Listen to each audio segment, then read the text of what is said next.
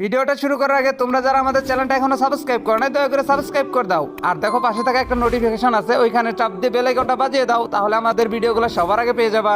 আচ্ছা মিষ্টি, আমাদের রিলেশন কতদিন হইলো? এই তো 4 বছরের কাছাকাছি।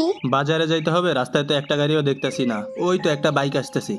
কি রে, রাসেল ভাইয়ের মেয়ে মিষ্টির মতো মনে হইতেছে বাইকের পিছনে। কাহিনীটা বুঝলাম না, এটা তো রাসেল ভাইরে জানাইতে হবে। মেয়েটা একদম নষ্ট হয়ে যাইতেছে, আর মনে হইতেছে এরা সামনের পার্কের দিকেই ঘুরতে যাবে। যাই রাসেল ভাইয়ের আগে সবকিছু বইলা দিই।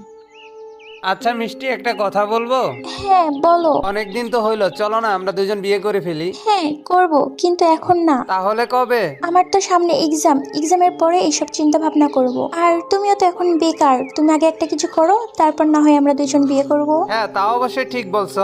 আচ্ছা এই ব্রিজটা অনেক সুন্দর না? হ্যাঁ অনেক সুন্দর। যত সুন্দরই হোক, কিন্তু তোমার থেকে সুন্দর তো আর না। তাই নাকি? আচ্ছা চলো আজকে আমরা পার্কে ঘুরতে যাই। হ্যাঁ ঠিক আছে, চলো যাই। এইখানেই দাঁড়াই। ওই তো মনে হয় রাসেল ভাই গাড়ি নিয়ে আইতেছে।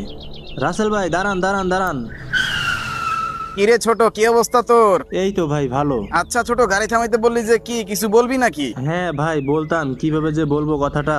কেন, কি হইছে? আপনার মেয়ে ওই যে মিষ্টি আছে না, হ্যাঁ আছে তো, কি হইছে? মিষ্টিরে দেখলাম একটা ছেলের বাইকে চড়ে সামনের পার্কের দিকে যাইতে। আরে ধুর, তুমি হয়তো ভুল অন্য কাউকে দেখে ফেলছো। আমার মেয়ে জীবনে এই কাজ করবে না। ভাই বিশ্বাস করেন, আমি ভুল দেখি নাই, ওইটা মিষ্টি ছিল। আরে তুমি আমার মেয়ের নামে বদনাম করতেছো নাকি? আমার মেয়ে অনেক ভালো মেয়ে, আমার মেয়ে জীবনে এই কাজ করবে না, বুঝছো? আচ্ছা আমার কথা যেহেতু আপনার বিশ্বাস হইতেছে না, যেদিন আপনার মেয়েটা অঘটন ঘটাইলাবো সেদিন ঠিকই আমার কথা বিশ্বাস করবেন। আচ্ছা ছোট, তুই কি শিওর ওইটা আমার মেয়ে মিষ্টি ছিল? আচ্ছা অযথা আমি কেন আপনার মেয়ের নামে বদনাম করবো? হ্যাঁ ছোট, খোঁজ নেওয়া ভালো, দেখে আসি তারপরও ওইটা আমার মেয়ে নাকি অন্য কেউ। আচ্ছা চলেন আমার সাথে, ওই পার্কের দিকেই মনে হয় ওরা গেছে। ওই পার্কের দিকে গেলে ওদেরকে পাওয়া যাবে। আচ্ছা চলেন তাইলে আপনারা ওই পার্কের দিকে নিয়ে যাই। আয় ছোট, গাড়িতে চড়। যদি সত্যি আমার মেয়ে মিষ্টি হয়ে থাকে তাহলে আজকে ওর খবর আছে। হ্যাঁ চড়ছি, চালান।